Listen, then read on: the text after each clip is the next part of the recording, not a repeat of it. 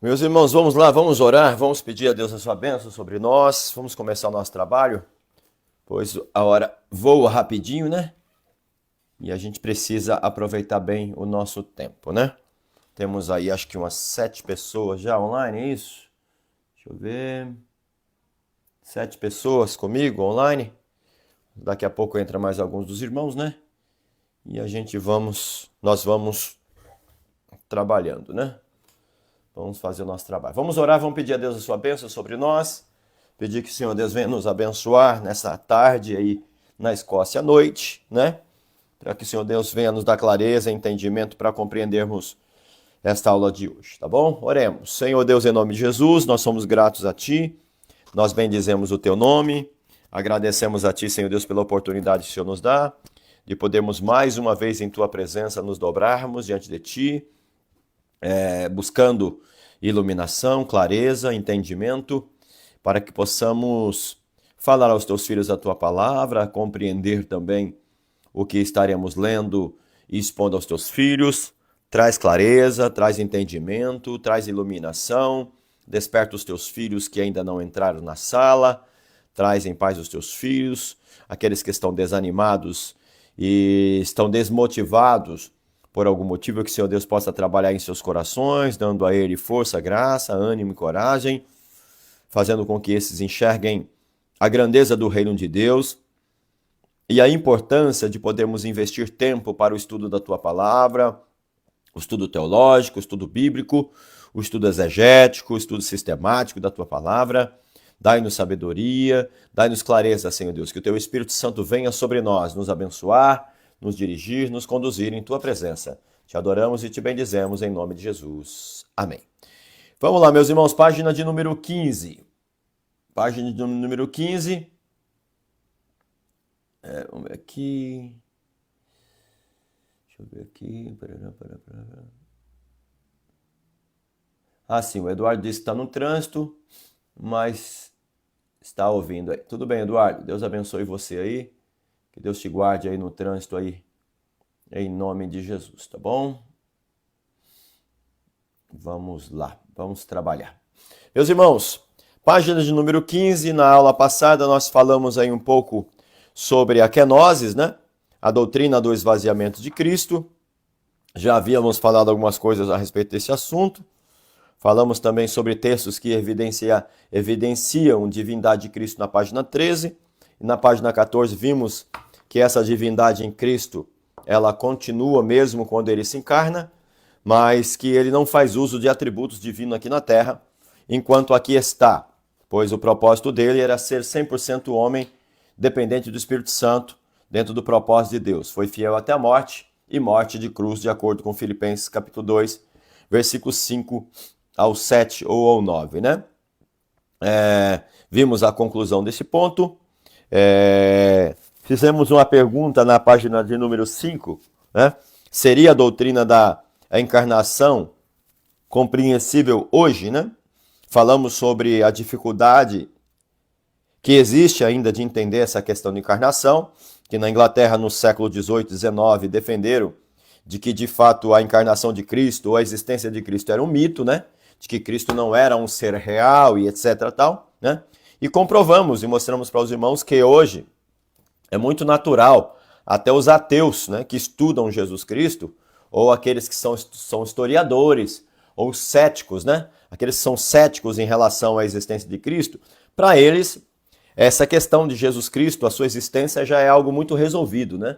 É algo que não existe mais dificuldade de se entender. Historicamente falando, Cristo é uma pessoa que existiu, comprovada, independentemente deles acreditarem no Cristo da fé, como nós acreditamos nos evangelhos em si. Mas Cristo é um ser evidenciado na história e que não existe dúvida nenhuma da sua existência histórica aqui na Terra, né? Falamos sobre isso.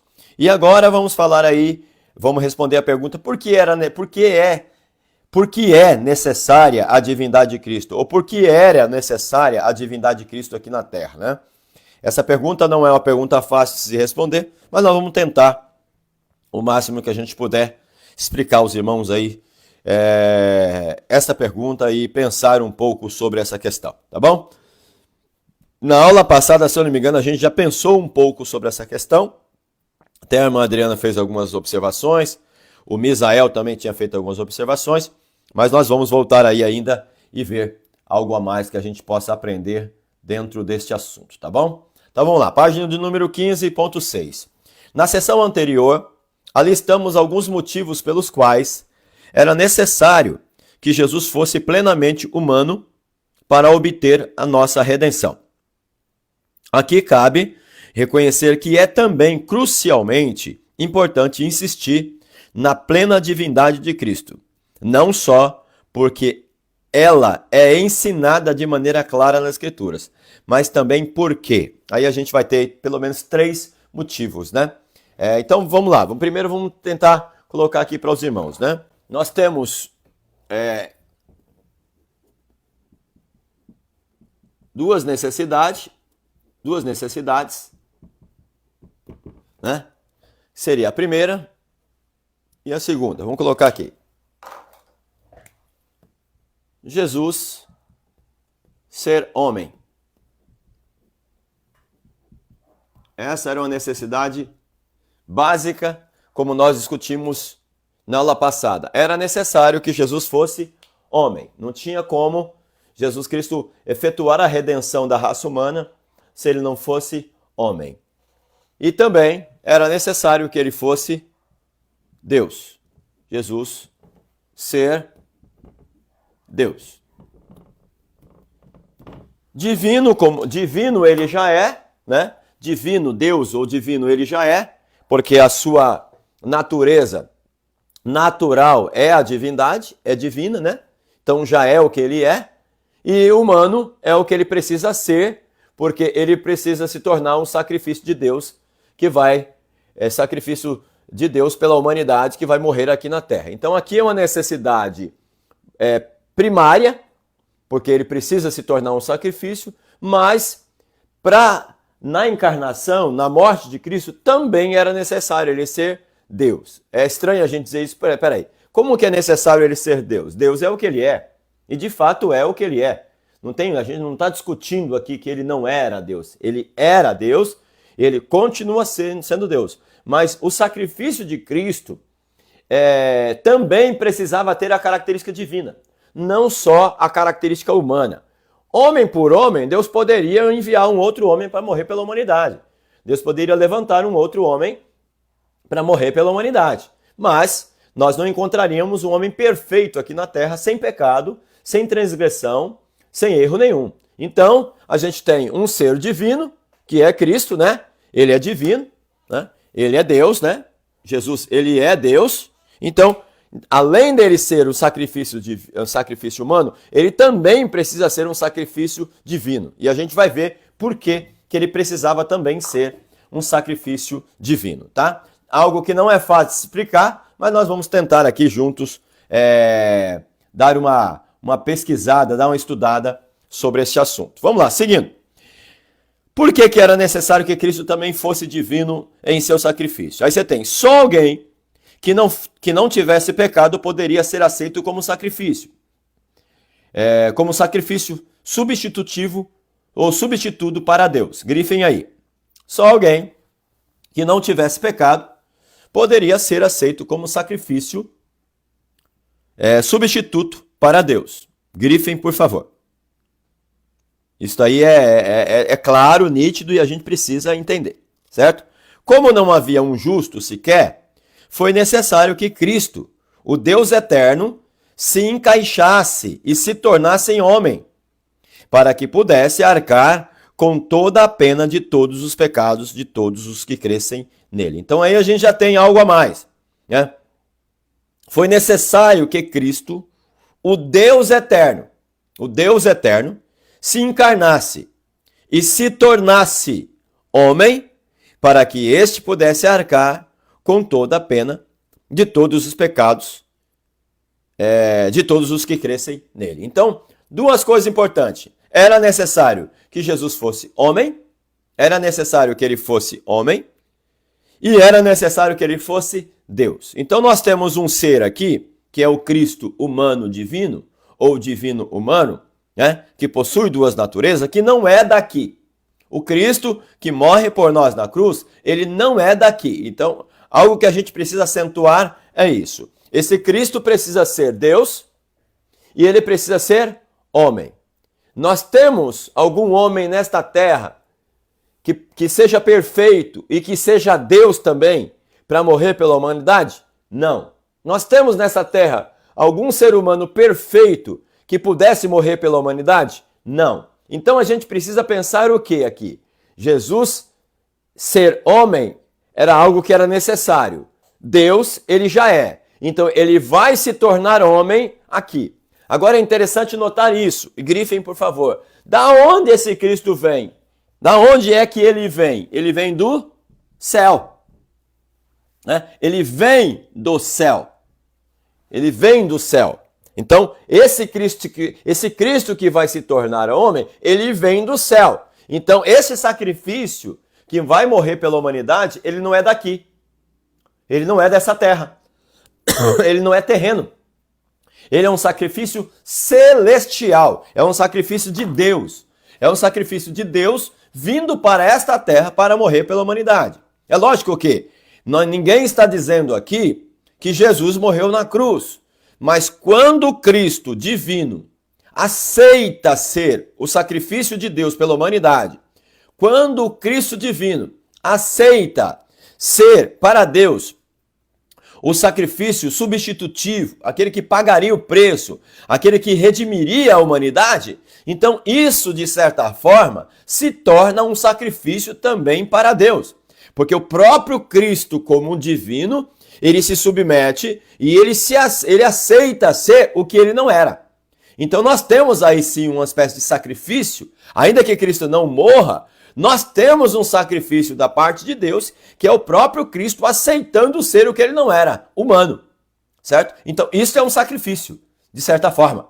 Não que o Cristo o divino morra, mas esse Cristo divino aceita se tornar humano para morrer pela humanidade na cruz do Calvário e salvar todos nós. Então aqui nós temos a primeira observação. Qualquer criatura finita não seria capaz de arcar com tal pena. Nenhum, pode grifar aí. Qualquer criatura finita não seria capaz de arcar com tal pena. Neste caso, citando as palavras de Paulo, está escrito lá em Romanos 8, versículo 3. Deus enviando o seu Filho em semelhança da carne. Olha bem. Deus enviando o seu Filho. Enviando da onde? Do céu. Do céu. Não daqui da terra. Deus enviando o seu Filho em semelhança da carne. Porque ele não era da carne. Ele não era carnal. Ele era divino. Ele, em semelhança da carne, do pecado, pelo pecado, olha só, em semelhança da carne, do pecado, porque não tinha pecado nele, pelo pecado que não havia nele, condenou o pecado na sua própria carne. Isso quer dizer o quê?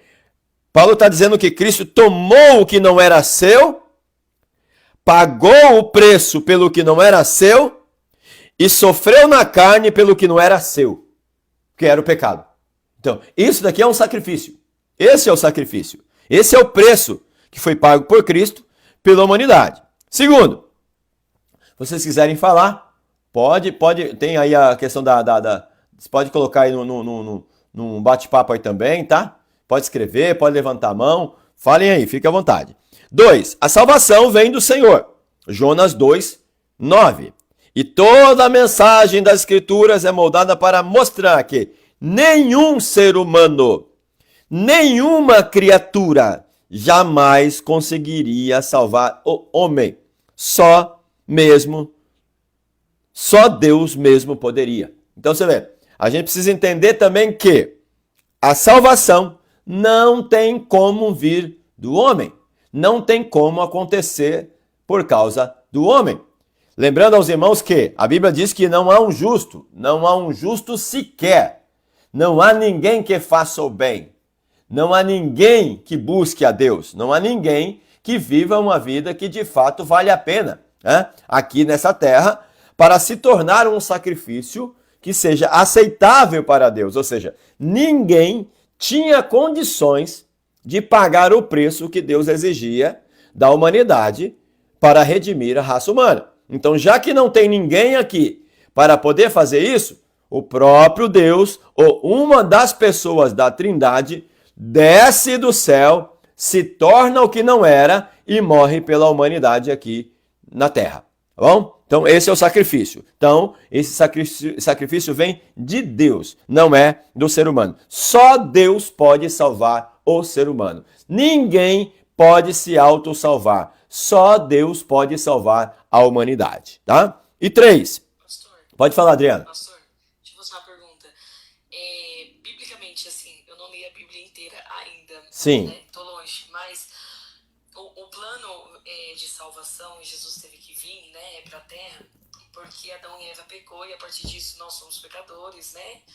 A nossa carne é pecaminosa, mas biblicamente, assim, tá escrito que a primeira criação, Adão e Eva, seria para ser eternos, já era para ser eterno, e aí morre só não, né, que foi muito, eles desobedeceram, mas o primeiro plano de Deus era a vida eterna. Se eles não tivessem, né, desobedecido, não haveria morte, é isso? Não haveria morte, aí a gente precisa trabalhar que tipo de morte nós estamos falando, Adriano, tá? Por quê? Porque a gente precisa entender o quê? Adão, dentro da sua composição humana, física, ele era um ser humano como qualquer outro, mas perfeito, sem pecado, sem nenhuma transgressão nele. Só que a estrutura biológica de Adão era como a estrutura biológica de qualquer pessoa, certo? Menos o pecado, menos a doença, menos tudo que é ruim que existe hoje. Mas Adão era um ser humano como qualquer um de nós. Então, a gente precisa entender o quê? Quando Adão peca, que tipo de morte passa a existir? Essa é a pergunta que a gente precisa fazer, certo? Paulo diz que, lá em Romanos capítulo de número 5, ele vai dizer o quê? Que o salário do pecado é a morte, certo?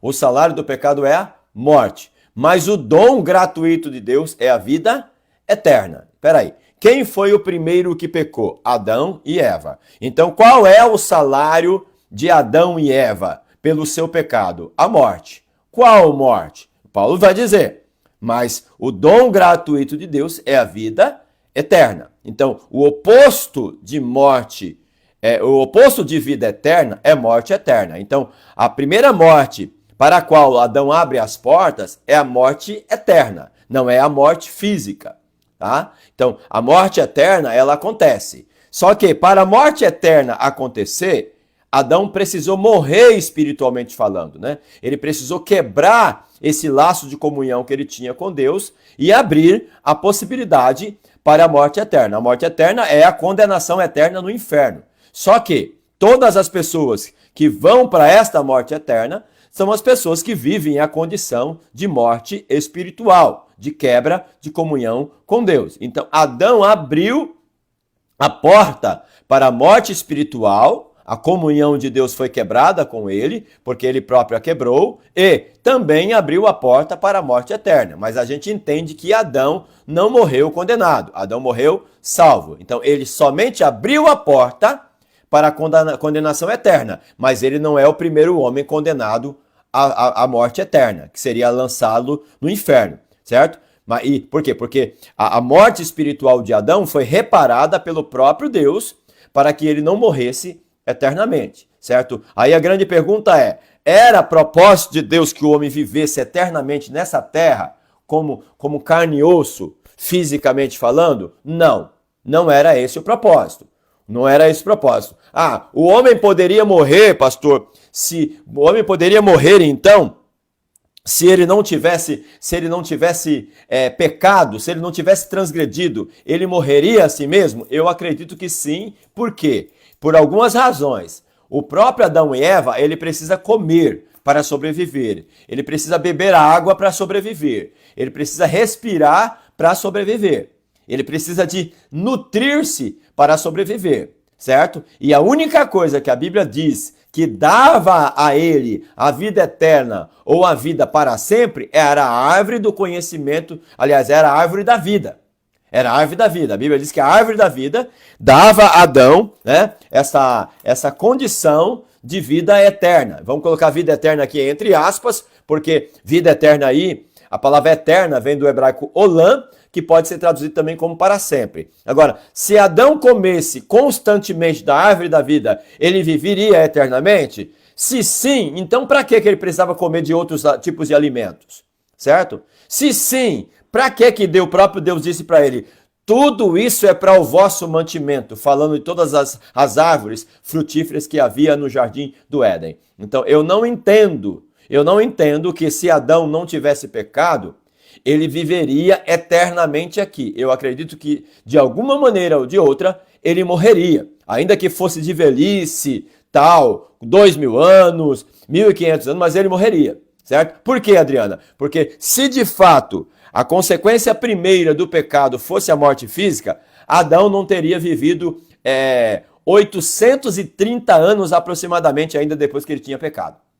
Certo? Se de fato a morte física é o salário do pecado, como alguns dizem, e não a morte eterna, então o próprio Deus já teria feito com que Adão morresse já naquele momento que ele havia pecado. E a Bíblia diz que ele viveu ainda uma média de 830 anos. E depois você tem Metusalém, que vai viver 969 anos, mais tempo ainda do que o próprio Adão. Agora, eu entendo que a morte física, ela acelerou-se, a idade ela diminuiu-se por conta do pecado. Você vai ter duas idades estabelecidas na Bíblia por conta do pecado. A diminuição de idade cai para 120 anos em Gênesis e depois vai cair para 70 anos. E o que passar disso é cansaço, enfado e canseira. Né? Canseira e enfado. Entendeu? Mas eu não entendo que a morte física seja uma consequência direta do pecado em si. Certo? Então, o ser humano, se ele tivesse pecado ou não, de alguma maneira ele viveria. Agora, a grande pergunta que você fez é, o homem viveria eternamente com Deus? Sim, porque toda a humanidade que ainda que morresse nessa terra sem pecado, pelo que a gente entende de Bíblia, não tem um versículo só, é a Bíblia inteira, é o entendimento da Bíblia inteira que a gente tira para entender isso, Deus tinha um propósito definitivo que o ser humano não viveria eternamente nessa terra.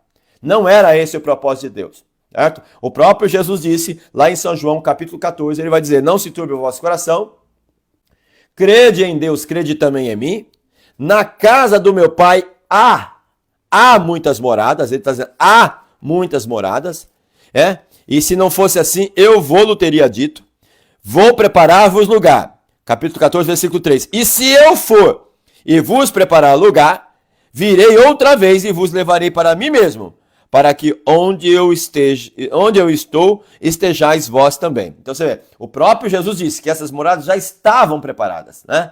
E outro texto ele vai dizer, vinde, benditos meu Pai, e possuí por herança, né? As moradas que estão preparadas antes da fundação do mundo. Ou seja, então era o propósito de Deus que o ser humano vivesse no céu com Deus, mesmo antes do homem pecar, mesmo se o ser humano não tivesse pecado, mesmo se o pecado não tivesse entrado no mundo, não era a propósito de Deus que o homem vivesse eternamente nessa terra. Pelo menos para aqueles que fossem morrendo, né, de velhice aqui, de alguma maneira, ele estaria com Deus um dia no céu, porque o céu é um propósito definitivo de Deus, é um propósito acabado de Deus para que o ser humano viva perto dele. Não sei se eu consegui responder de maneira plena, eu tive que fazer um pouco dessa volta para poder explicar essa questão toda. Por quê? Porque tudo começa em Adão, né? Todo tipo de morte começa em Adão. A morte eterna, a morte espiritual e o desaceleramento da vida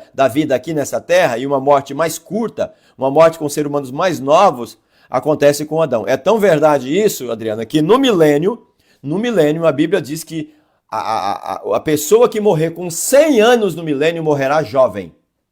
Morrerá jovem. Ou seja, a gente entende então de alguma maneira que no milênio a ordem dessa longevidade vai ser retomada e que aqueles que morrerem com 100 anos morrerá jovem. Ou seja, o propósito do milênio não será que as pessoas vivam tão pouco assim, mas sim 700, 800 ou até os 1000 anos enquanto Cristo estiver governando nessa terra. É o entendimento que a gente tem, tá? Vamos lá, seguindo aí. O 3. Só alguém que fosse verdadeiro ou verdadeira e plenamente Deus poderia ser o mediador entre Deus e o homem. Você tem aí 1 Timóteo, capítulo 2, versículo 5, que Cristo é o único mediador entre Deus e os homens. Tanto para nos levar de volta a Deus, como também para revelar Deus de maneira mais completa a nós, né? Vamos ler aí João 14, versículo 9. Abra a Bíblia aí, em João 14, versículo de número 9.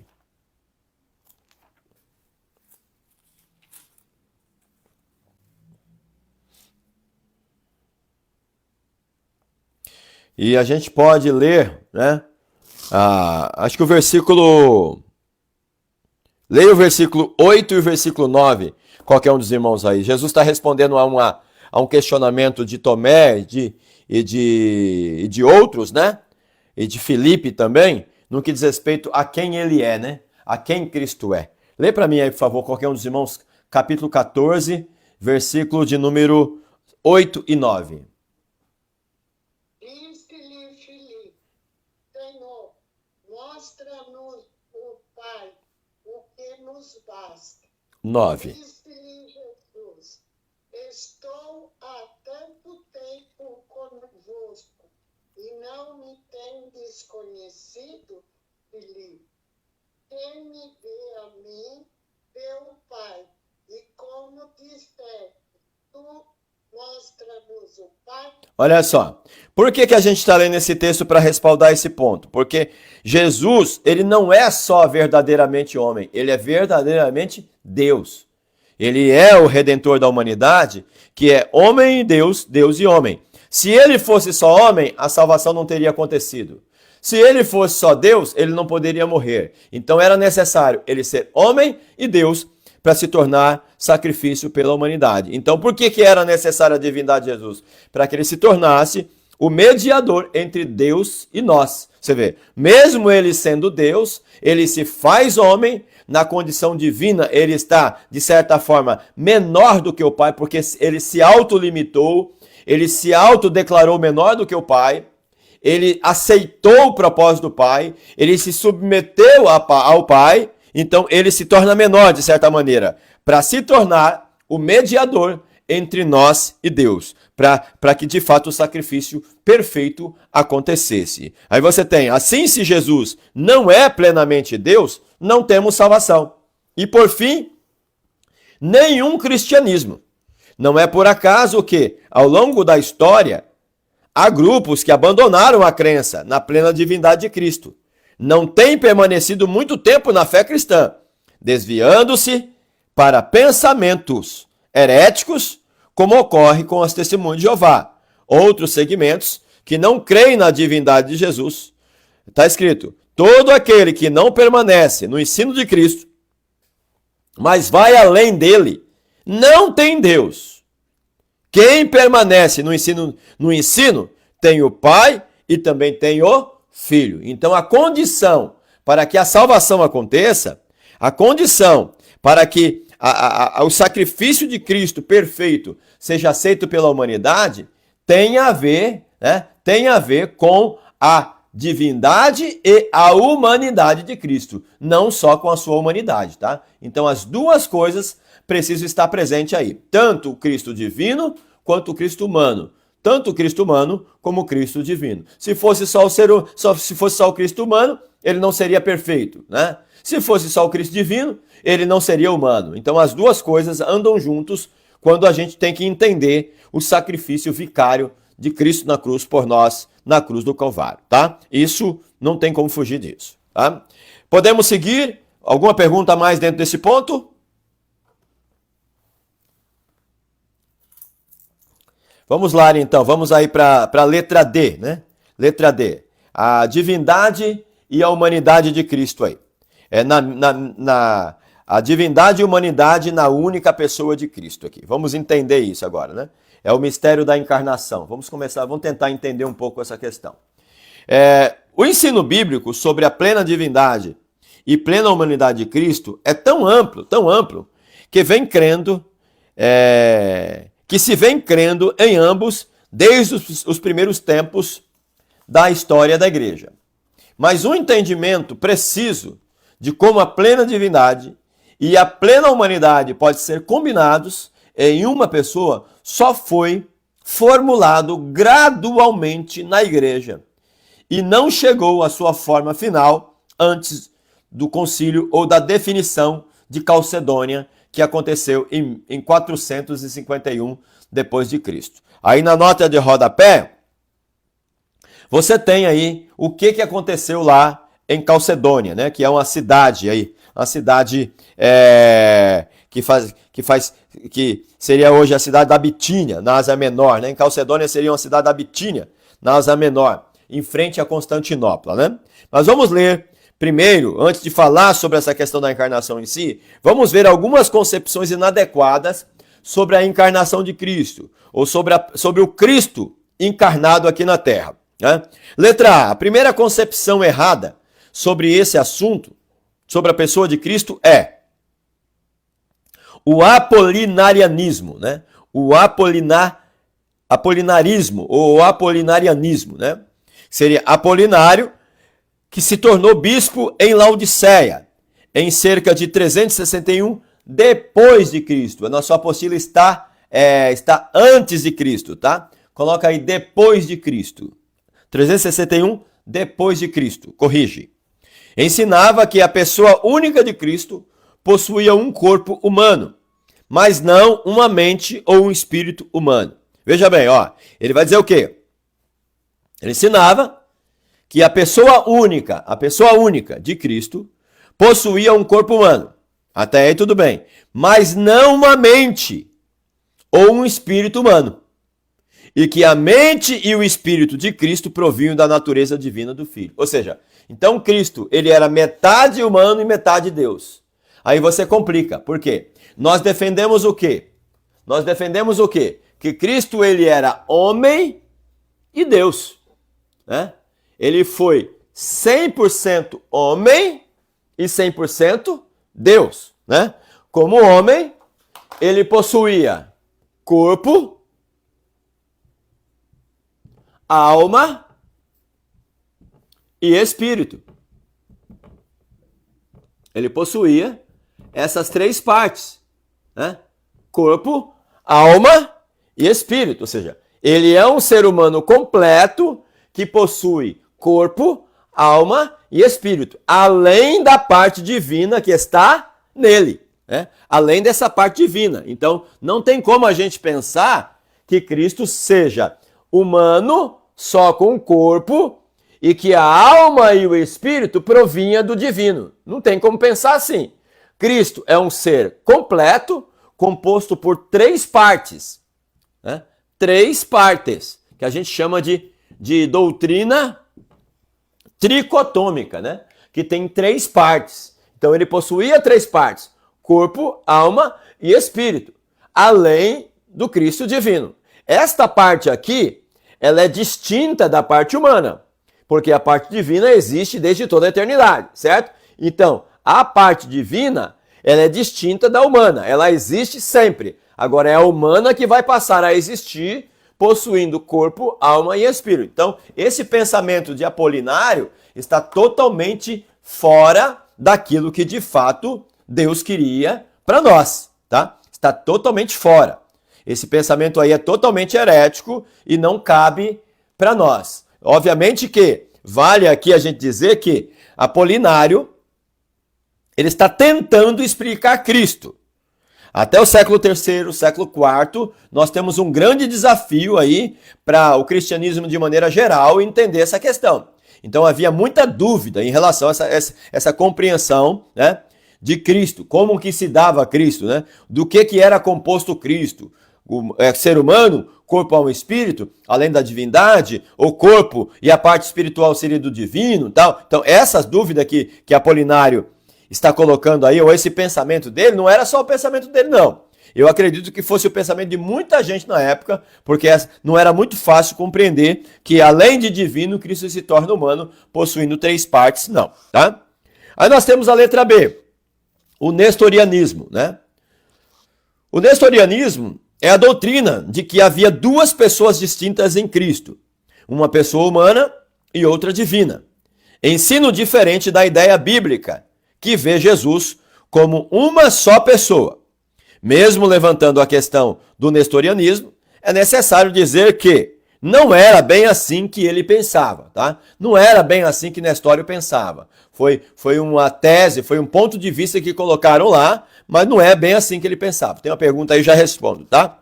O nestorianismo é uma doutrina cristológica que afirma que Jesus possui duas naturezas distintas e inseparáveis. Uma natureza divina e outra natureza humana. Essa doutrina, defendida por Nestório, patriarca de Constantinopla, no século V, foi condenada como heresia pelo concílio de Éfeso, em 431, que foi o concílio cristológico, né? Em resumo, o nestorianismo afirma que Cristo possui duas naturezas completas e distintas, e divina, e não que de fato seja duas pessoas. Essa acusação a Nestório é falsa. Ele vai dizer aqui, ó, que essas duas naturezas estão unidas, mas não misturadas em uma só pessoa, né? De certa forma, temos uma negação à união hipostática, tá? Então, ó, que essas duas naturezas estão unidas, mas não misturadas em uma só pessoa. De certa forma, temos uma negação da união hipostática. Por que uma negação da união hipostática? O que significa hipostática? Vem de hipóstase. Hipóstase, quer dizer pessoa, né? Ou natureza. União de duas naturezas, no caso. Dizer que as duas naturezas estão unidas, mas não misturadas, é dizer que, de fato, elas não se fundiram. Elas são distintas entre si, né? Elas estão distintas entre si e elas não podem estar fundidas a ponto de um dia elas não poderem se separar. Elas estão unidas enquanto estão aqui. Estão juntas enquanto estão aqui. Temos um ser só, uma pessoa só. Só que isso não é para sempre. Porque se eu colocar que isso é para sempre, então Cristo fica submisso a essa humanidade que está nele por toda a eternidade. E não é isso que a Bíblia diz, tá? Antes de responder a pergunta, que Maria é apenas mãe da natureza humana de Jesus e não mãe de Deus, tá? Então você vê, de quem Maria é mãe? Maria é mãe de Cristo. Por isso a expressão Christotokos. O que significa tokos? Significa mãe, mãe. Anota aí, mãe de Cristo. Christotokos seria o quê? Mãe de Cristo. Theotokos seria mãe de Deus. Então as pessoas vão defender o quê? Como a natureza divina se misturou com a natureza humana, então Cristo se torna humano Deus e Deus humano. Então Maria é mãe de Deus. Essa é a concepção dos católicos, dos ortodoxos e de algumas pessoas que defendem essa questão da união hipostática definitiva de Cristo, tá? Mas não tem como dizer que Maria seja mãe de Deus. Maria é mãe do homem Jesus. Maria é mãe da natureza humana. Lógico que, como eu disse para vocês na aula passada, quando Cristo estava aqui na Terra, as pessoas não viam nele a divindade com facilidade. O próprio Cristo, ele tem bastante trabalho para poder explicar para os seus discípulos que ele é divino. Você não tem essa compreensão tão simples assim. Da parte deles não, tá? Mas a gente entende que a Maria, ela é mãe da natureza humana e não da divina. O Cristo divino, ele existe desde toda a eternidade. Se eu disser que Maria é mãe de Deus, então Maria é tão eterna quanto Jesus é. Mas se eu disser que Maria é mãe do humano Jesus, do homem Jesus, então a gente entende que Maria é uma mulher desta terra, uma mulher que viveu os limites desta terra, tá? Isso tem que ser dito de maneira muito clara. Página 17. Não sabemos ao certo o pensamento total desse importante patriarca, que seria Nestório, pois segundo a história, este não teve a oportunidade de defender sua ideia deste concílio. O certo é que a decisão foi, afirma-se a união hipostática. Essa foi a decisão. Duas naturezas em uma só pessoa, o verbo, né? Em uma só pessoa, o verbo, ou seja, não tem duas pessoas aí, mas uma pessoa só, né? Deixa eu ver aqui a pergunta. Deixa eu abrir aqui. Não é pergunta não, pastor, é que eu fui buscar água. Ah, sim, tudo bem. Eu só coloquei aqui, porque se você me chamasse, eu não ia estar. Tudo bem. Deixa eu fazer uma pergunta. Pode falar. Sobre que não é o pilar da nossa religião, né? É do catolicismo, mas eles têm Maria como divindade porque eles acreditam que ela é a mãe de Deus ou porque ela faz aquela... Assim, que eles normalmente falam que ela é intercessora, porque eu fui no casamento que faltou vindo, né? E ela pede para Jesus fazer. Eu não sei onde que se baseiam, por ela ser mãe de Deus ou porque ela intercedeu e aí eles entendem que ela é intercessora também. Sim. Então, essa questão de Maria colocada como mãe de Deus, ela primeiro é uma visão católica e ela também é uma visão ortodoxa das igrejas ortodoxas orientais, tá? E esse título de Maria, ela só existe porque Maria gera Jesus, certo? Agora, a questão é, por que eles defendem que ela é mãe de Deus? Porque além de homem, ele também era Deus, né? Agora, a gente precisa entender, fazer a distinção que não tem como você pensar que Maria seja mãe de Deus no sentido pleno da palavra, porque senão você vai ter que colocar Maria tão eterna quanto Deus é. E se Maria é mãe de Deus, então Maria é superior a Deus. Maria, ela está acima do próprio Deus. Por quê? Por exemplo, Cristo é Deus? É. Maria é mãe dele? É. Então Maria é mãe de Cristo? É. Então Maria logo é mãe de Deus. Seria essa a afirmação dele. Agora a grande pergunta é, e o Pai? E o Filho? Aliás, e o Pai e o Espírito Santo? O que Maria é do Pai? Nada. O que Maria é do Espírito Santo? Nada. Então ela só é mãe de Jesus. Então se ela é mãe de Jesus, então eu não tenho como entender que ela seja mãe de Deus. Porque a Trindade é Deus. A Trindade é Deus. Nós não temos deuses na Bíblia. Nós temos Deus. Trino. É um só Deus. Uma só fé. Certo? Então isso compromete a própria afirmação bíblica de que Deus ele não tem pai. E de que ele não tem criador. Deus ele não é criado, Deus não é gerado. O Cristo que foi gerado em Maria é o Cristo humano. É a sua natureza humana que é gerada em Maria. O ser divino já existe. É lógico que o divino nasce junto com o humano em Maria. Porque o divino não entra no humano depois que Maria gera ele. Pelo contrário, o próprio anjo vai dizer que o ser santo que em ti há de nascer será chamado filho do Altíssimo. Filho do Altíssimo, não filho de Maria. Está escrito filho do Altíssimo. Nenhum momento, quando vai se falar sobre o ser santo que Jesus Cristo tem a ver com Jesus sendo colocado como divino neste momento, filho de Maria. O ser santo que em ti há de nascer será chamado filho do Altíssimo. Certo? Por quê? Porque é o Jesus que é divino que vai nascer como humano. Então, o Jesus divino que nasce como humano é filho de Maria dentro da sua natureza humana somente, mas não de maneira total, divindade e humanidade. Porque eu preciso entender que Maria é tão eterna quanto Jesus é? A primeira pergunta que tem que se fazer é essa. Maria é tão eterna quanto Jesus é? Não. Maria vem antes de Jesus? Não. No aspecto humano, sim. Mas no aspecto divino, não. Então, é automático que quando a gente faz essa pergunta, a gente precisa dividir esses dois momentos. O momento em que Cristo ele é divino e o momento em que ele se torna humano, certo? Quando ele se torna humano, ele não deixa de ser divino. Só que esse divino que Jesus ele não se submete a Maria no sentido de obediência, de crescimento, de submissão. Porque ele é divino, está junto com esse corpo humano aí, mas o Cristo divino que está em Jesus, no Jesus humano, é superior à própria Maria. Está acima dela, tá entendendo? Então não tem como. De alguma maneira ou de outra, chega uma hora que eu preciso fazer essa distinção entre uma coisa e outra, entre a natureza humana e a natureza divina. Ah, pastor, mas o senhor está dividindo Jesus. E isso não pode, não estou dividindo ele no sentido pleno para dizer que ele foi dividido, que ele era uma parte humana e era uma parte divina. Era um ser só que ele possuía duas naturezas. E eu preciso entender essas duas naturezas de maneira distinta para mim entender este ser chamado Jesus, que é uma pessoa só. Senão não existe como entender, certo? Não tem como. Vamos lá, seguindo. Monofisismo. Na letra C da página 17. Monofisismo. que também é chamado de eutiquianismo. Uma terceira concepção inadequada é chamada de monofisismo. A ideia de que Cristo possuía só uma natureza, do grego monos, e physis, natureza.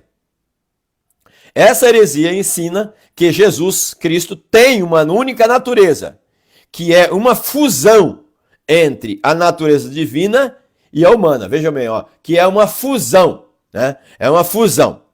Isso significa que, de acordo com essa visão, após a encarnação, as naturezas divina e humana de Jesus se fundiram em uma só. Ou seja, então Cristo não tem duas naturezas.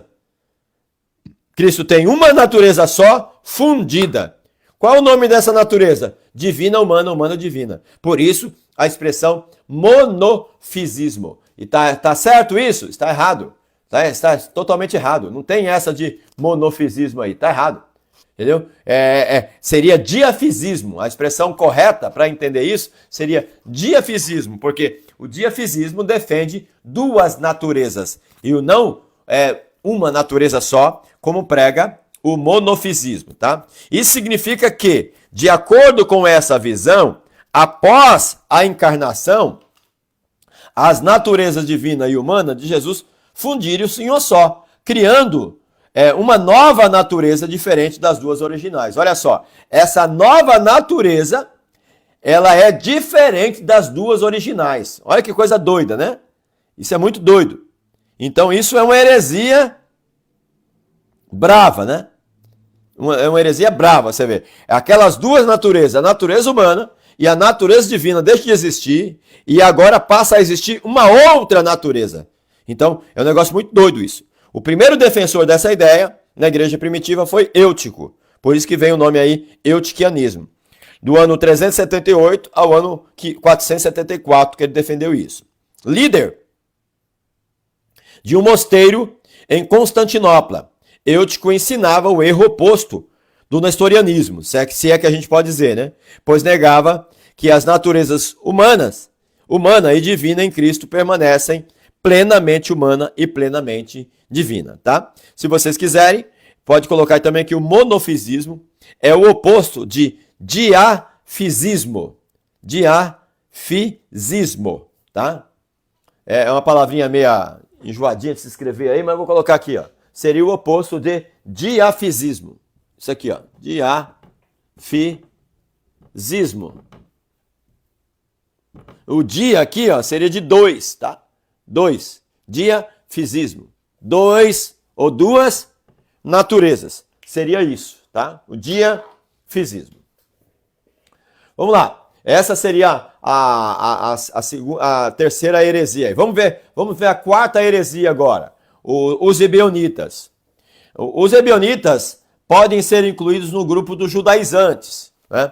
Ou das facções dissidentes e presentes no judaísmo do século I, notadamente em Jerusalém. O grupo insistia em guardar a lei de Moisés.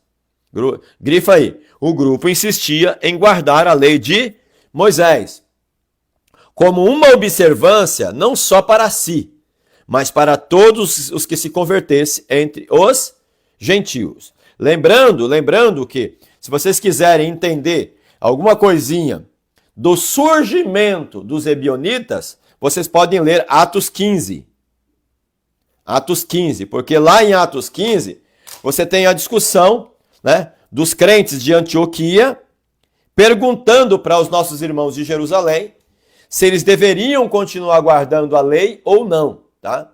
Se eles deveriam continuar guardando a lei ou não. Nesse caso, Atos 15, nós temos a discussão, né, sobre se os judeus, se a igreja de Jerusalém ia impor as mesmas regras da lei para os gentios, coisa que foi rejeitada pelo Espírito Santo, por Tiago e pelos demais pastores daquela época, tá? Elementos como circuncisão, guarda do sábado, vegetarianismo, faziam parte da ética ebionita, tá? Tudo indica que obtiveram esse designativo ou esse título ebionitas do termo hebraico ebionim, né? Ebionim, que é uma referência aos pobres. Aos pobres. A princípio era um predicado honroso para os cristãos em Jerusalém. Mas, geralmente, quando se faz referência aos ebionitas como comunidade religiosa, trata-se de uma seita herética que emigrou para a região leste do Jordão e misturou de forma inadequada elementos judaicos e cristãos juntos. Tá? Passagens bíblicas como, por exemplo, Mateus 5, versículo 3, Lucas 4 e 18. Vamos ver aí o que diz aí. Mateus capítulo 5, versículo 3. Você tem aí, ó. Bem-aventurados os pobres de espírito, porque deles é o reino do céu. Então eles pegavam essas palavras, esses textos que falavam dos pobres, né? Eles usavam essas passagens para tentar justificar, eles usavam essas passagens para advogar, para sustentar as suas crenças, porque seus adeptos observavam um estilo de vida baseado no ascetismo. O que é o ascetismo? Seria, no caso, uma espécie de vida asceta, vida desértica, uma vida isolada da sociedade, uma vida de pobreza, né? Do campo, tal, para não mostrar que de fato eram pessoas que tinham dinheiro em si, tá? Essa era a visão deles aí. Sobre a origem ebionita, a Enciclopédia Histórico-Teológica da Igreja Cristã informa que Epifânio foi o primeiro dos pais da igreja a dizer que se originaram os ebionitas, depois da destruição do templo no ano 70. A atribuição da fundação do grupo é conferida pelos estudiosos a um líder da comunidade judaica conhecido como Ebion. Ebion. É assim que se pensa, né? No que concerne, no que diz respeito ao cânon bíblico, aderiram apenas a Taná, que seria a Bíblia judaica, o Antigo Testamento e o Evangelho de Mateus. Então veja bem, ó, de tudo que é cristianismo que eles aceitaram, só aceitaram o Evangelho de Mateus, porque era o Evangelho que tinha sido escrito para os judeus. Aí os outros 26 livros do Novo Testamento rejeitaram, lançaram fora e aceitavam, lógico, a Bíblia judaica, o Antigo Testamento todinho, que é chamado de Taná. Pregavam que as epístolas paulinas deviam ser rechaçadas por conter ensinos anti-ebionitas. Paulo bate muito contra o judaísmo, né? Muito, muito mesmo. Para trazer um paralelo aqui para os irmãos terem uma noção mais ou menos de quem são esses ebionitas, a gente pode usar os cristãos messiânicos de hoje, né? A gente não tem muitos cristãos aí que estão misturando culto cristão com judaísmo? Se veste, põe a quipá na cabeça, o talide nas costas, aquela toalha, coloca lá aquelas franjas, né? Deixa crescer franja, barba e tal. Então, essa visão é uma visão dos judeus messiânicos. É parecido com os ebionitas, porque eles misturam o cristianismo com o judaísmo. Isso é um perigo. Isso é uma visão herética, tá? Aceitavam também o Evangelho dos Hebreus, sendo que esse livro é um livro apócrifo, não é um livro bíblico, né? Segundo alguns pesquisadores, o Evangelho dos Hebreus é uma literatura comumente empregada pelos nazarenos e pelos ebionitas, né? É o que eles dizem. Epifânio, o bispo de Constância, faz menção de outro evangelho, o dos ebionitas. Eu nunca vi impresso esse tipo de evangelho aí, mas foi uma espécie de evangelho que eles criaram para si próprio, né? Para fundamentar ou para sustentar a visão da sua própria seita. Os ebionitas não aceitavam a cristologia ortodoxa, ou a cristologia reta, a cristologia aceita pelas demais cristandades, né? Pois rejeitavam completamente a divindade de Cristo, colocando no mesmo nível dos demais profetas do Antigo Testamento. Para eles, Cristo e nada mais era do que um novo Moisés, né? Para eles diziam o quê? Cristo, ele é um novo Moisés. Ele é um novo Moisés que passou a existir nessa terra, né? Por isso que eles dizem, no caso, que o Novo Testamento tem essa pegada judaica, né? Eles olham para o Novo Testamento com esse olhar judaico, né? Negava a sua pré-existência, ou seja, negava a pré-existência de Cristo, então para eles ele não era Deus. sua encarnação, também negavam, e seu nascimento virginal. Aí eu pergunto, o que sobra de Cristo então? O que sobra do Evangelho? Sobra quase nada, né? Infelizmente. Somente no batismo Jesus foi ungido como Messias. Grifa isso daí. Somente no batismo Jesus foi ungido como Messias. Olha lá.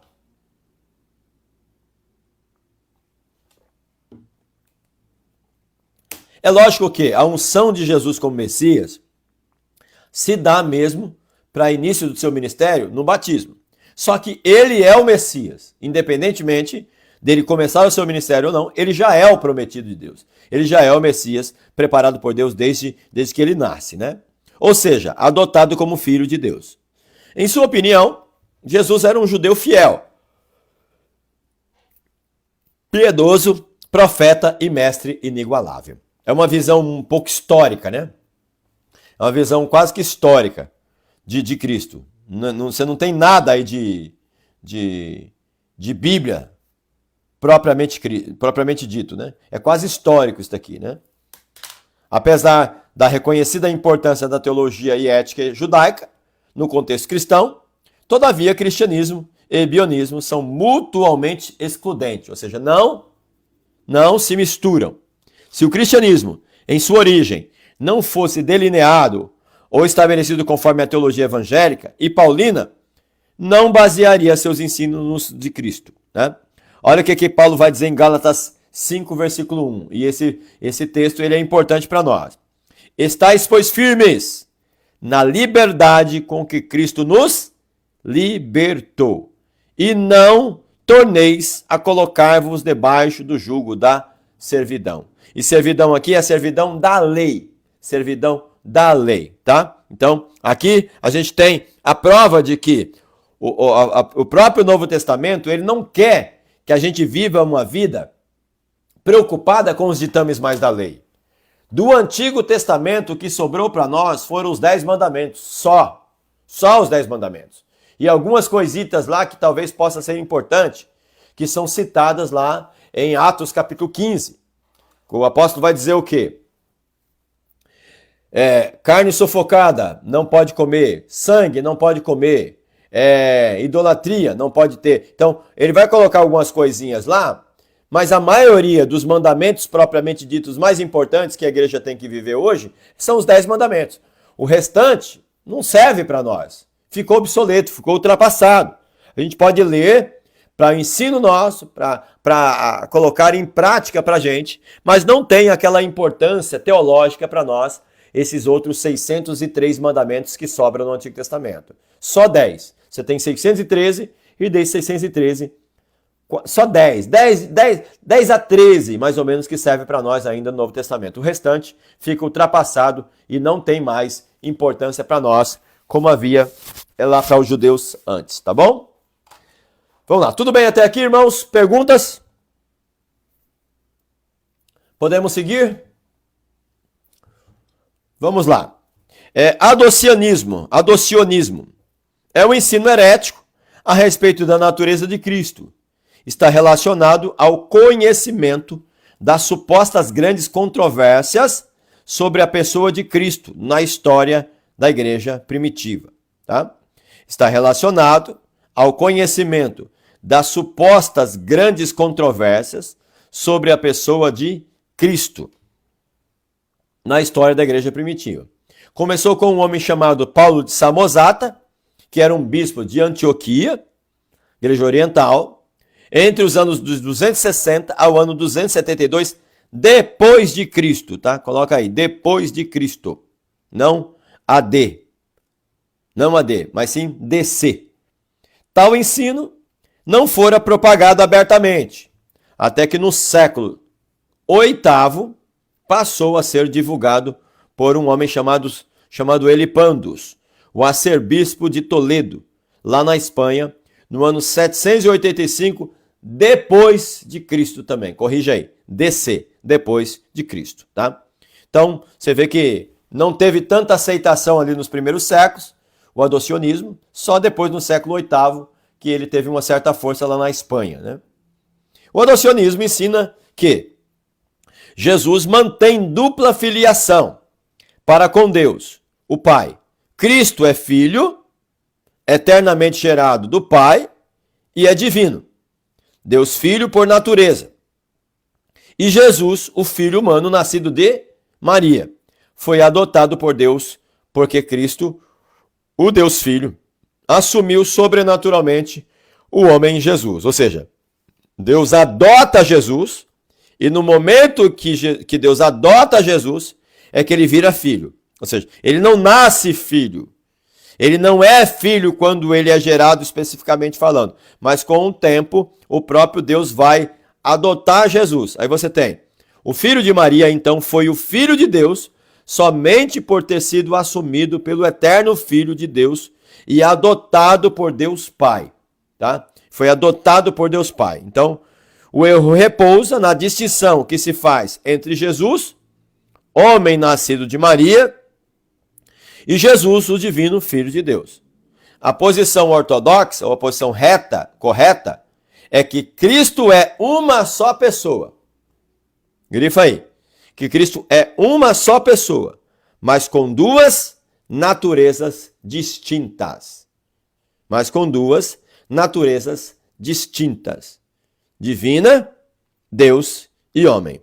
Assim, não há necessidade de atribuir filiação separadamente. Né? Não dá. A gente não consegue. Quando a gente atribui essa filiação separadamente para com Cristo, para com Deus em si, ela fica complicada. Por quê? De fato, Cristo, tanto humano quanto divino, é filho do Deus Pai, porque Deus Pai gera Jesus de maneira miraculosa em Maria. Então ele é pai do Cristo, que é divino e humano. Agora, Maria já não é mãe do Cristo, que é divino e humano. Maria é mãe do Cristo humano. Temos que dividir isso, não tem jeito, tá?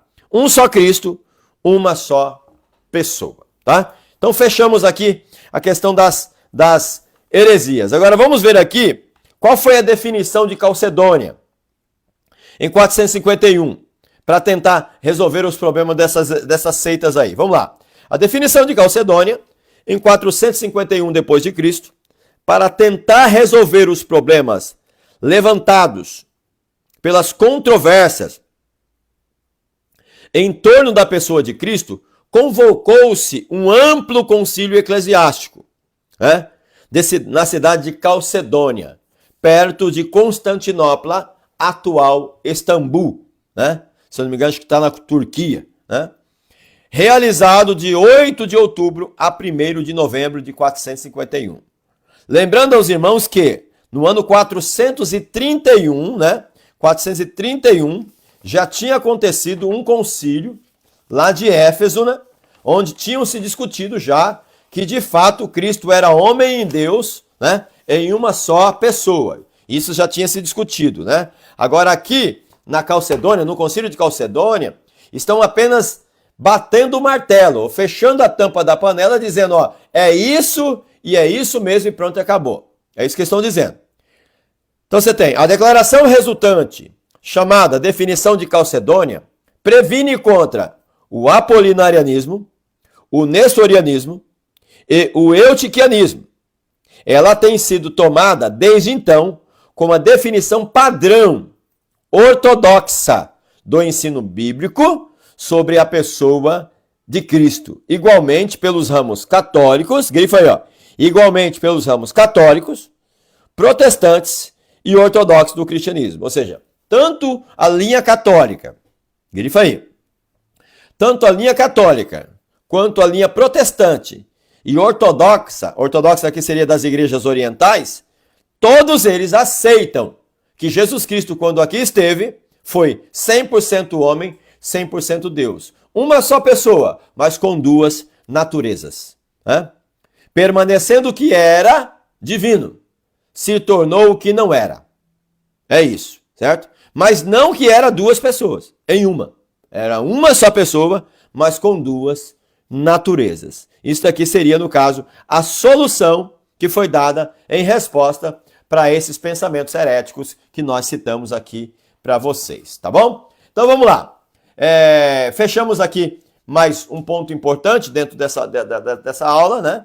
Ainda temos 17 minutos de aula, mas eu gostaria de ouvir vocês. E aí, tá tudo certo? Deu para entender? É complicado? É difícil? O que vocês têm a me dizer? Que é difícil, que é complicado, mas deu para entender sim, pastor. Eu acho que é a segunda vez que eu tô ouvindo, porque eu li, né, antes de vir pra aula, eu li a apostila, mas eu acho que só com muito estudo para gravar, para conhecimento, é claro, porque o que tá aqui não é o que a gente segue, né? É mais para conhecimento mesmo, histórico e tudo mais. Mas tá bem explicado. Mas é assunto novo, né? Assim, eu nunca tinha ouvido, porque quando a gente lê a Bíblia não tem esse detalhamento, né? Isso Sim. É história, né? Sim, sim. É muito complicado. É muito complicado a gente ter respostas, né? Assim, para esse tipo de questionamento, tendo em vista que quando a gente vai para a Bíblia, a Bíblia não traz essas doutrinas prontas, né? Explicadas. Por isso que a gente chama, irmã Adriana, de teologia sistemática, né? Qual que é o papel da teologia sistemática, né? Deixa eu ver se eu tenho aqui alguma teologia sistemática para mostrar para vocês, né? Quando você pega uma teologia sistemática ou um livro, né, de teologia sistemática, a teologia sistemática, ela está preocupada em organizar as doutrinas espalhadas na Bíblia para que a gente a entenda, né? Então a Bíblia, ela não está sistematizada. As doutrinas na Bíblia não estão sistematizadas. Elas estão lá, estão espalhadas e a gente precisa depender dos estudiosos para fazerem essa coleta de versículos que estão espalhados na Bíblia, explicarem e montarem o quebra-cabeça para nós, né? Por isso que é muito complicado a igreja trazer ensinamentos, doutrinas, desdobramentos desse assunto. A maioria das vezes a gente aprende isso numa escola de teologia, né? Ou em debates, né? Como normalmente acontece. O Eduardo disse aqui, o que aconteceu com o homem Jesus após a ressurreição e a assunção ao céu? Deixou de ser homem e voltou a ser só Deus? Eduardo, eu acredito nisso. Eu, Davi Lucas, acredito nisso, tá? Eu defendo essa tese de que o Cristo humano, ele veio para cá, para a Terra, com uma data de início e data de fim, né? Data de validade, né? Ele é divino desde toda a eternidade e não tem como ele deixar de ser o que ele era, divino. Não tem como ele deixar de ser o que era, divino. Então, ele se torna o que ele não era. Peraí, se ele se torna, né? Tornar-se aí quer dizer o quê? Vir a existir, né? Vir a existir. Se ele se torna o que ele não era, então como pensar que isso que se tornou o que não era tenha que continuar sendo? Entende? Tenha que continuar existindo. Porque aí entra a grande questão. Como é que fica os atributos de Jesus como a onipresença, tendo em vista que a natureza humana de Jesus está grudada nesta natureza divina, entende? Como que fica o atributo da imutabilidade, de que ele é o mesmo ontem, hoje e eternamente? Como é que fica o atributo da inalterabilidade, que fala que ele é inalterável, que ele não sofre alteração nenhuma, né? É muito complicado, você vê. E o corpo de Jesus homem? É um pouco complicado a gente trazer essa explicação.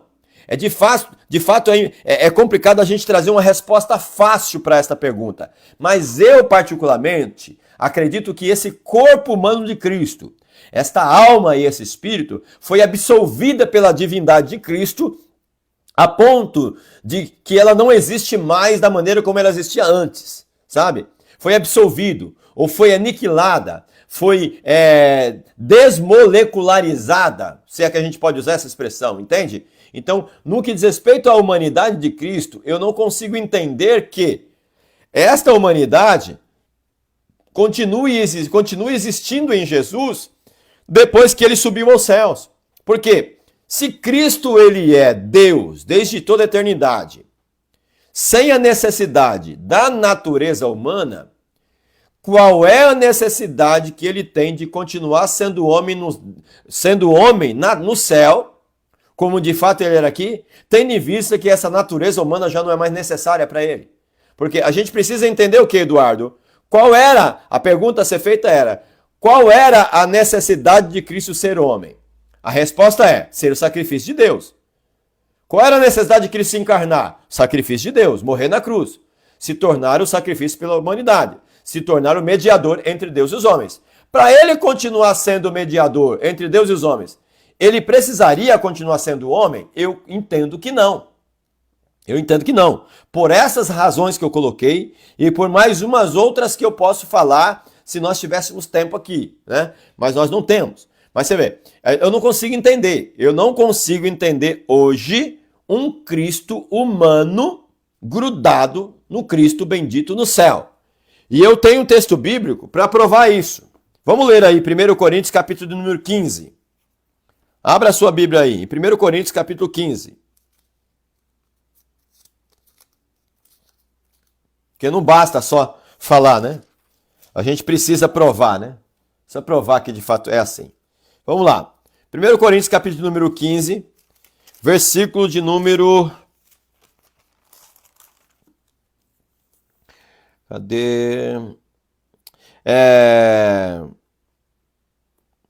Versículo de número 48 a 50. Né? Ó, vamos lá, vamos pegar do versículo 46 em diante. Capítulo 15 de 1 Coríntios, capítulo 15, versículo 46 até o 50. Quem lê para nós aí? Alguém lê para a gente, por favor.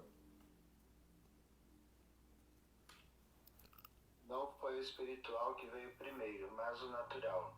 Depois dele, o espiritual. Olha lá, Eduardo. Segura um pouquinho. Ó. Você vê.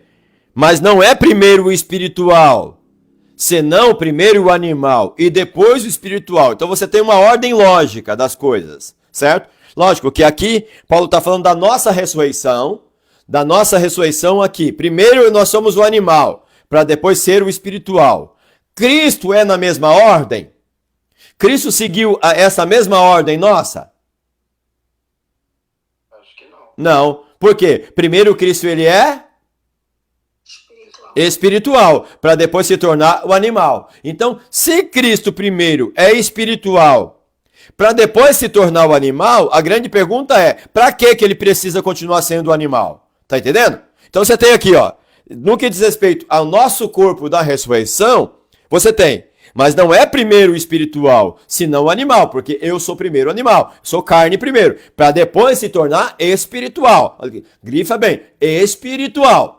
Certo? Espiritual por quê? Porque eu serei glorificado, eu serei revestido de incorruptibilidade. Versículo 42 diz, assim também é a ressurreição dos mortos. Semeia-se o corpo em corrupção, o corpo animal, e ressuscita-se em corpo incorruptível, o corpo espiritual. Certo? Então o corpo corruptível é o corpo animal, o corpo incorruptível é o corpo espiritual. Versículo 47, Eduardo.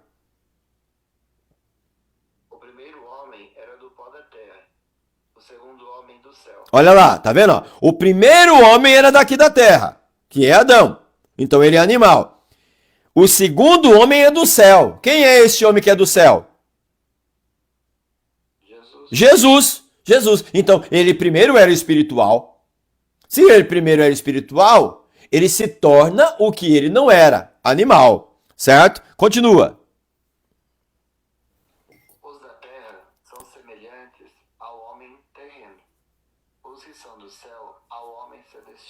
Olha lá que bonito, ó. E assim como trouxemos a imagem do terreno, que é Adão, assim também traremos também a imagem do celestial, que é Jesus. Olha bem. Então a Bíblia está dizendo o quê? Nós teremos a mesma natureza do celestial. Não no sentido absoluto, porque o celestial, que é Jesus, ele é divino. Ele é espírito divino, não composto de partes, mas simples, né? Uma simplicidade positiva. Mas nós não. Então, veja bem. Então, assim como trouxemos a imagem do terreno de Adão, assim também traremos a imagem do celestial. Agora, olha o versículo 50. Irmãos, eu declaro a vocês que carne e sangue não podem herdar o reino de Deus. Nem o que é perecível pode herdar o imperecível. Tá vendo? Olha só. E agora digo isso, irmãos, que a carne e o sangue não pode herdar o reino de Deus, ou seja, carne e osso não vai para lá. Isso que é mortal, Ele será revestido de incorruptibilidade. Incorruptibilidade. Paulo está tentando mostrar para eles o quê? Que a ressurreição, ela é verdadeira, e na ressurreição, esse nosso corpo mortal será revestido de incorruptibilidade. Então ele está dizendo o quê? Carne e sangue não pode herdar o reino de Deus. Espera aí. Se carne e sangue não pode herdar os céus, Eduardo, então o que Cristo está fazendo com carne e osso lá em cima? Não é uma pergunta a se fazer? Aonde está lendo, Davi? É capítulo 15 de 1 Coríntios, versículo 50 que a gente leu agora. 1 Coríntios 15, 50. Você entendeu, Eduardo? Não é uma pergunta razoável? Sim, mas é porque o nosso corpo, né, do ser humano, a Bíblia fala que nós seremos, né, transformados. Sim, E seremos como ele. sim, Mas o corpo de Jesus, quando ele ressuscitou, ele estava aqui realmente ainda como homem, né? sim, Ele ressuscitou onde as pessoas tocavam, né, viam. E quando ele foi ao céu, porque nós seremos transformados, mas Sim. Jesus não foi transformado, porque Jesus é Deus. isso, O corpo que ele habitava, né, que estava aqui na Terra, será que ele foi simplesmente desfeito, voltou, sei lá, para um pó, para um... Entende? Porque Entendo. eu penso que ele hoje ele é espiritual e voltou sim, a ser o que sempre foi. Isso. Mente dele. isso. Mas e o corpo de Jesus, né? Então. Não tem como dizer que ele foi transformado como nós seremos. Isso, mas aí que tá, Eduardo. É interessante isso. Eu vou dizer a mesma coisa que eu disse para a turma da turma de ontem. Esse capítulo 15, você tem aí do versículo 1 até você tem 58 versículos nesse capítulo 15, e a preocupação de Paulo é falar sobre a ressurreição. Todas as vezes que a Bíblia vai usar o exemplo da ressurreição de Cristo, ela usa o exemplo da ressurreição de Cristo, mostrando que, sim, assim como Cristo ressuscitou, nós também ressuscitaremos. Agora, a grande pergunta que se faz é essa: qual é a diferença, ou qual será a diferença da nossa ressurreição para com a ressurreição de Cristo? Você vê, você disse acentuadamente e muito bem colocado que Cristo ressuscitou. E ele ressuscitou no mesmo corpo que era daqui. Aí entra a grande questão, né? Quando nós ressuscitarmos, nós teremos o mesmo corpo que nós temos aqui? Não. Não. Agora eu pergunto, por que Cristo precisava então do mesmo corpo que ele tinha aqui? E que nós quando formos ressuscitar, nós não precisaremos mais do corpo que a gente tem aqui?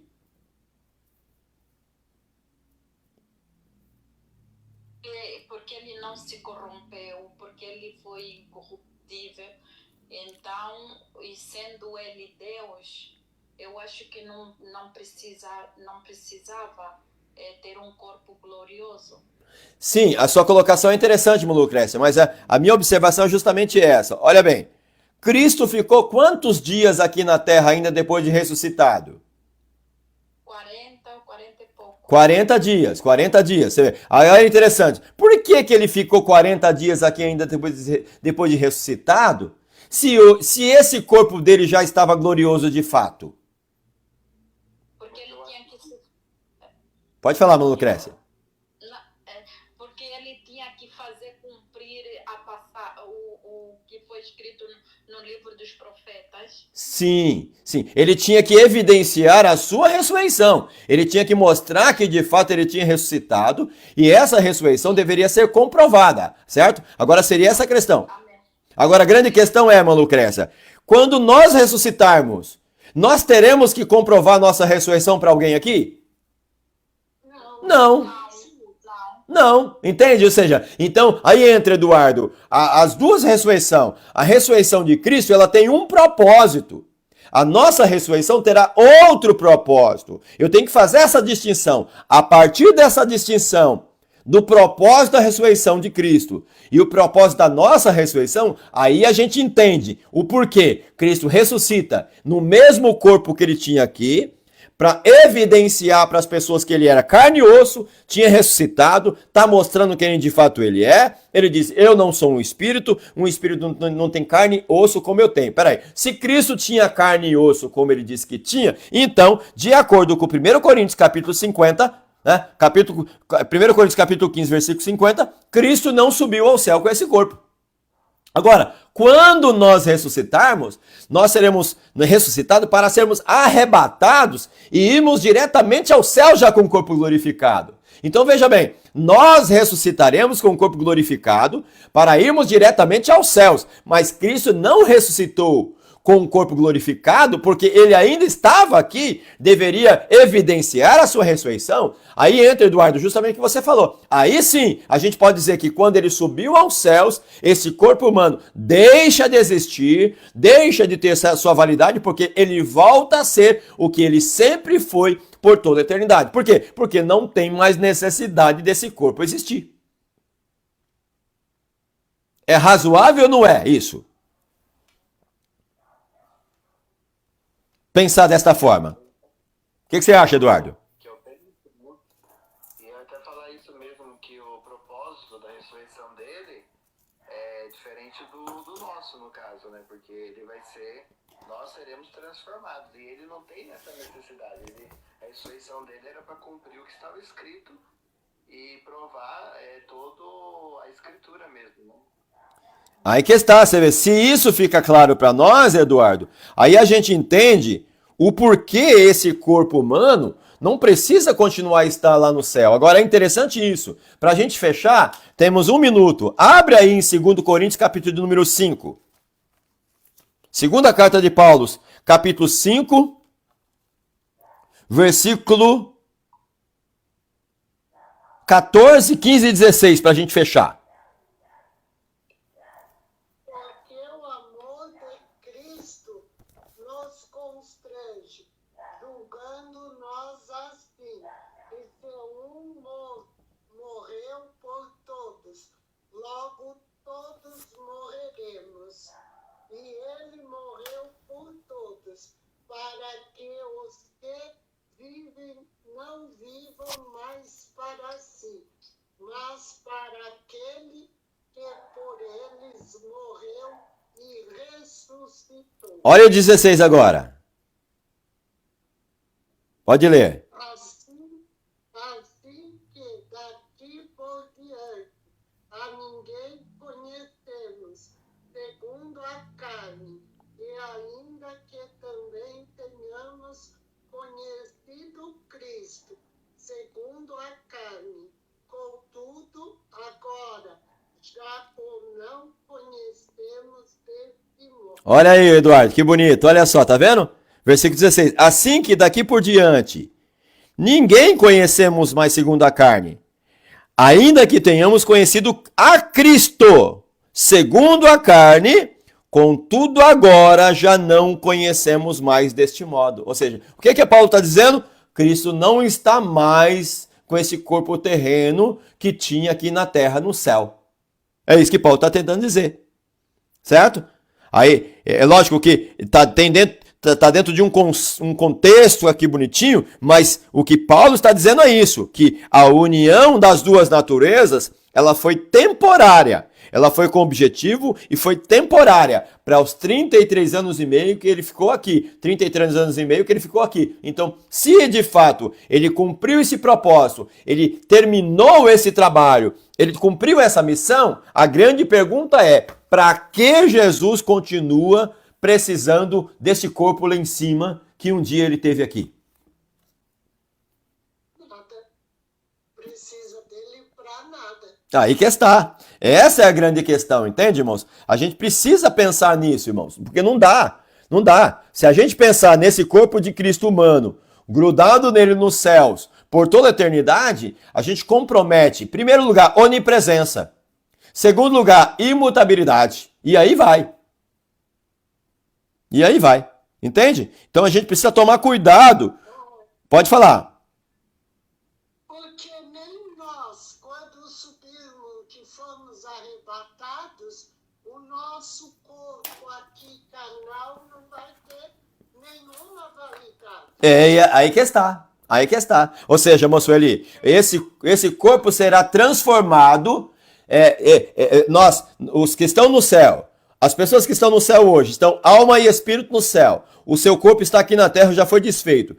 Os mortos serão ressuscitados. A partir do momento que a ressurreição acontece, o espírito e a alma voltam para o corpo. E as três partes serão fundidas em si, espiritualizado, revestido de incorruptibilidade, para viver com Deus no céu. E a Bíblia diz que, assim como ele é, nós o veremos e seremos semelhantes a ele. Como que Cristo é no céu? Espírito. Jesus disse, no céu, vocês não se casam e nem se dão em casamento, mas vocês serão como os anjos. Como que os anjos são? Espírito. Então não tem como pensar que nós seremos no céu espírito como os anjos são e que Cristo continue sendo espírito e homem como ele era aqui. Então, nós teremos um privilégio maior do que o de Cristo, de termos um corpo muito melhor do que o próprio corpo de Cristo no que diz respeito à sua humanidade. Então, isso é muito complicado quando a gente faz essa afirmação. A pergunta do Eduardo é uma pergunta muito boa, é uma pergunta muito bem feita e é uma pergunta difícil de entender, de explicar. Este é o meu ponto de vista que eu tenho sobre esse assunto, Eduardo. Esse ponto de vista, pastor, é o ponto de vista que todos os teólogos defendem? Não.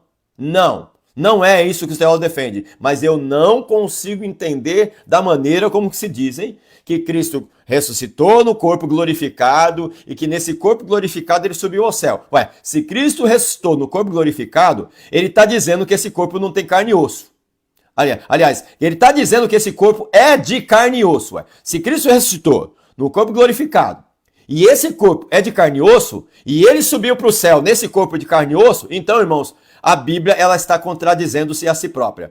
Paulo está falando uma coisa... Pode falar.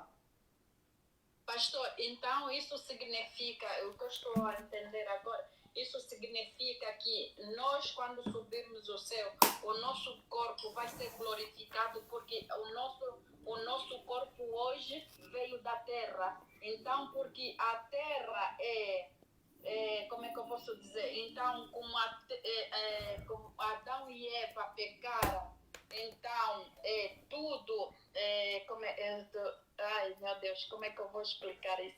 Tudo era terreno. Tudo era terreno e composto das coisas da terra. Sim, pastor. Então, por isso é que nós vamos ter um corpo glorificado. Como Cristo, ele, quando a Maria concebeu ele, foi através do Espírito Santo, porque a Bíblia diz que o pecado vem através do Pai. Então, como o Pai de Cristo é Deus, não tem pecado. Então, por isso é que o corpo dele não precisou ser um corpo glorificado, porque ele sempre foi santo. Nesse sentido, sim, Lucrécia, a senhora tem razão. Só que, além disso, a gente precisa entender o quê? Por mais que ele tenha sido um ser santo, sem nenhum pecado, porque o seu pai era santo e não houve a participação do ser humano comum, o masculino, o Adão também não teve pai humano e ele também não tinha pecado. Só que Adão pecou. Agora, qual é a diferença entre Cristo, que a Bíblia chama de último Adão, ou de outro Adão, e do Adão primeiro? É que Cristo foi obediente até a morte e morte de cruz. Essa é a única diferença. Por isso que ele foi um sacrifício perfeito, aceito pelo Pai na cruz. Agora, o Cristo que ressuscita depois dele morrer é o mesmo Cristo que havia morrido antes. Ele está dizendo, olha, sou eu mesmo, eu sou o mesmo. Olha aqui, tem carne, tem sangue, tem osso. Me dá alguma coisa para comer. Cristo está tentando provar para eles, sou eu mesmo. Qual é a diferença entre eu ressuscitado e entre eu antes de morrer? É que agora eu sou imortal, não morro mais, a morte não pode mais atingir, eu já venci a morte, pronto. Só que, aí entra, irmã Lucrécia, ele ficou 40 dias aqui ainda depois da sua ressurreição. Ou seja, se ele ficou 40 dias depois da sua ressurreição aqui ainda, como é que as pessoas viam ele? Viam ele com o corpo glorificado? Não. Viam ele com um corpo diferente do que ele tinha? Não, porque ele próprio está dizendo o quê? Ó, um corpo não tem carne e osso, sangue como eu tenho. Aí ele está comendo na presença deles, está tentando provar para eles. Foi visto por mais de 500 irmãos. Então, todo esse período em que Cristo passa com a sua ressurreição dos 40 dias aqui é para provar que ele ressuscitou, está em carne e osso. Qual é o momento que de fato Cristo vai assumir o seu corpo original, que é o seu corpo que ele tem desde toda a eternidade? Depois que ele sobe aos céus. Aí esse corpo humano de Jesus que existia aqui, eu acredito, eu creio que ele deixa de existir porque já não existe mais um propósito definido para ele. Porque Cristo já morreu, ressuscitou e já salvou toda a raça humana. Amém, amém. Então isso significa, ele ao subir, o corpo se desfaz. Isso, eu entendo isso, que quando ele sobe aos céus, esse corpo humano se desfaz, deixa de existir de alguma maneira, porque Cristo tem que voltar a ser o mesmo que ele sempre foi por toda a eternidade. Se o Pai, ele é só Espírito, se o Espírito Santo é só Espírito, por que que o Cristo tem que continuar sendo Espírito e humano, diferente do Espírito, do Pai e do Espírito Santo, entende? Então é muito complicado. Aí entra, Eduardo, uma dica a mais. Se Cristo hoje, ele é 100% Deus e 100% homem no céu, então hoje ele continua sendo diferente do Pai e diferente do Espírito Santo. Porque o Pai não tem um corpo humano e nem o Espírito Santo tem. Então não faz sentido. Não faz. Entende? Pastor Davi, Diga. quando ele subiu aos céus, foi a hora que ele foi transformado, quando ele começou a subir. Isso. E os discípulos olharam, aí foi onde que ele foi transformado, né, o corpo dele. É o que eu acredito. É o que eu acredito. E a gente tem um texto, irmão Sueli, ó, ele vai dizer o quê? O Filho, é necessário que eu vá, porque o Espírito, se eu não for, o Espírito Santo de Deus não vem. O Filho não ia, aí está escrito, o Filho não tinha sido ainda glorificado, porque o Espírito Santo não havia sido dado ainda. Ou seja, qual é o momento que de fato a Bíblia dá espaço para a verdadeira glorificação de Cristo e para que ele volte a ser o que ele sempre foi desde toda a eternidade? Quando o Espírito Santo de Deus desce, quando Cristo sobe aos céus, ele assume a sua natureza divina plena, perfeita como era antes. Depois de alguns dias, o Espírito Santo de Deus desce. Aí você tem, se cumprindo o que o próprio Cristo havia dito, o Espírito Santo não foi dado ainda, porque o Filho do Homem ainda não tinha sido glorificado. Entende? Então é o que a gente entende. Entende? Amém, irmãos? Amém, pastor. Eu sei que não é um assunto simples, não é um assunto fácil, não é algo tão simples assim da gente racionalizar, mas a partir desses textos que eu coloquei para vocês, a partir do que eu falei, tente estudar, tente ler a Bíblia, tentem pensar um pouco sobre isso. Isso é um pensamento nosso, é uma tese que nós defendemos e eu acho que seja razoável isso. E isso aqui é fruto de 30 anos de estudo. 30 não é de surgiu do nada esse pensamento, não. É o fruto de 30 anos de estudos bíblicos, teológicos, pensando sobre esse assunto e pensando principalmente sobre a pessoa de Jesus. Amém? Amém. Amém. Então vamos orar, vamos agradecer ao Senhor pela sua bondade e misericórdia. Vamos fazer a chamada rapidinha aqui dos irmãos? Deixa eu ver aqui direitinho, abrir aqui a lista de participantes. Por aqui a gente já vê rapidinho aqui todo mundo que está cá, né? A irmã Fabiana está presente, né? Presente, irmã Fabiana está presente. Nossa irmã Adriana Morim está presente. A nossa irmã Sueli está presente. Nossa irmã Lucrécia está presente. Nosso irmão Misael está presente. O Kleber está presente. A nossa irmã Adriana, a nossa irmã Adriana de Morato está presente. A nossa irmã outra Adriana está presente? Amém. Amém. Tá aqui, as duas Adrianas estão presentes. Então. Faltou mais alguém que eu não chamei? O Eduardo. Ah, é isso. Toda vez eu esqueço o Eduardo. O Eduardo vai brigar comigo daqui a pouco. Sempre esqueço ele, né? Vamos lá então. Acho que o restante não está presente, né? Nossa mãe Yara, Fernanda, pastor Armindo, Andréia, não estão presentes. Só temos esses, né? Amém, pastor. Amém, amém. Então vamos agradecer a Deus pela sua bondade e misericórdia. Misael, ore por nós, por favor, e impetre a bênção apostólica para nós também. Misael, está online aí? Vai lá, pode orar.